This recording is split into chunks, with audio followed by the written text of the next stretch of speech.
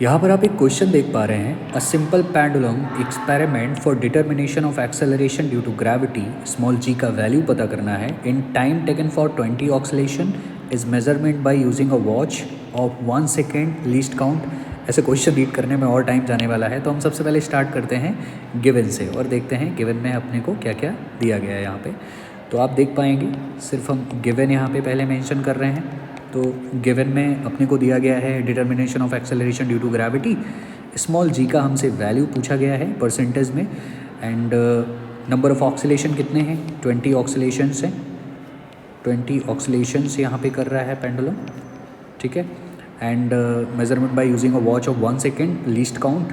सो least count 1 second है, तो इसको हम लोग ले लेते हैं डेल्टा टी। डेल्टा टी है इसका 1 सेकेंड, डेल्टा टी है 1 second, and the mean value of time taken comes out to be 30 second. So experiment करने के बाद जो वैल्यू टाइम की निकल के आई है टाइम पीरियड की, वो है 30 सेकेंड, वो है 30 सेकेंड का वैल्यू। और 30 सेकेंड के वैल्यू के साथ साथ में अपने को दिया है यहाँ पे the length of the pendulum is measured by using a metre scale of least count 1 mm। So इसको हम डेल्टा एल ले लेते हैं। कितना दिया गया है, 1 mm दिया गया है। एंड जो एग्जैक्टली लेंथ निकल के आती है जो यहाँ पे मेंशन है वो कितनी है, 55.0 centimetre. The percentage error in the determination of g is close to. Okay, experiment के बाद जो जी की वैल्यू निकल के आई है उसका परसेंटेज बताना है आपको। सो ठीक है, देखते हैं ये क्वेश्चन किस तरह से होता है। सो हम एक फार्मूला बहुत अच्छा पहले पढ़ चुके हैं, T is equal to time period pendulum का निकालने के लिए 2π√L/g। सो हमें इसका जी का वैल्यू चाहिए तो बोथ साइड स्क्वायर कर देते हैं, तो टी स्क्वायर, ये 4 हो जाएगा, ये पाई स्क्वायर हो जाएगा और ये एल आ जाएगा, नीचे जी आ जाएगा। जी को इधर लेके आ जाते हैं तो इधर आ जाएगा 4π² एल और नीचे आ जाएगा टी स्क्वायर।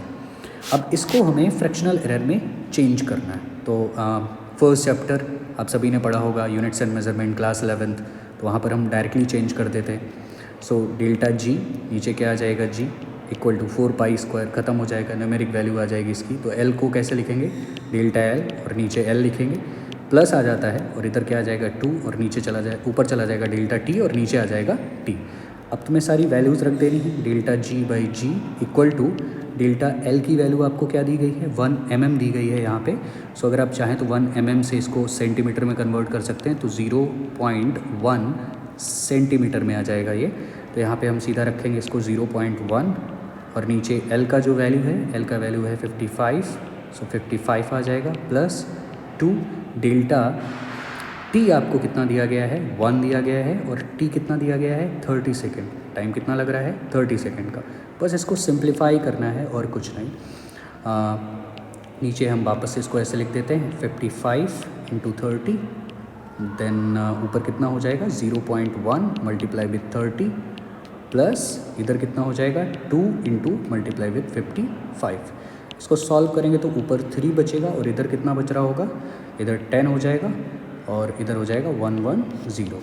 नीचे हम मल्टीप्लाई कराना चाहें तो करा सकते हैं, और इसका मल्टीप्लाई कराने के बाद में अपने को मिलता है 165 जब हम नीचे मल्टीप्लाई कराते हैं। अब इसको हम साइड में सॉल्व कर रहे हैं, देख पाएंगे आप इधर।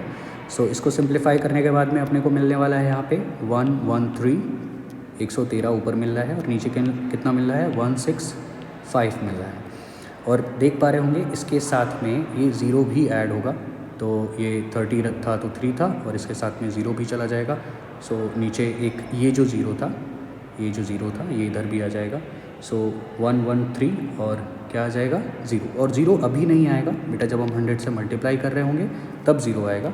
और ये 30 का 0 यहाँ पे रहने वाला है, तो इधर भी एक 0 रहेगा। 0 से 0 क्या हो जाएगा, कैंसिल आउट हो जाएगा। तो यहाँ पे कितना रह रहा होगा, 113 मल्टीप्लाई विथ 10, मतलब यहाँ पे हम परसेंटेज एरर के टर्म में कन्वर्ट कर चुके हैं। तो अब अगर हम चाहें तो लिख सकते हैं डेल्टा जी बाई जी और इनटू में 100%। पहले फ्रैक्शनल एरर था, अब परसेंटेज एरर में कन्वर्ट हो गया है। तो ये ओवरऑल निकल के आ जाएगा 165, पूरा हम देख रहे होंगे तो 113 और इधर होगा 0, नीचे होगा 165 ये। तो अभी ये कितने टाइम जाने वाला है, मल्टीप्लाई करके देख लेते हैं। ये नियर बाई जाएगा 6 टाइम्स, करके देखेंगे। 7 टाइम करेंगे तो ज़्यादा आ जाएगा, ये कितना टाइम जाएगा, 6 टाइम जाएगा, तो 6 पॉइंट समथिंग होगा।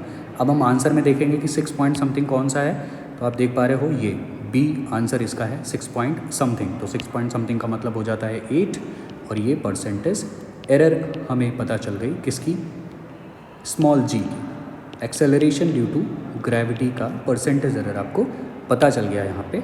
सो कौन सा आंसर इसका करेक्ट होगा, सेकेंड वन, बी इसका करेक्ट है। Thank you.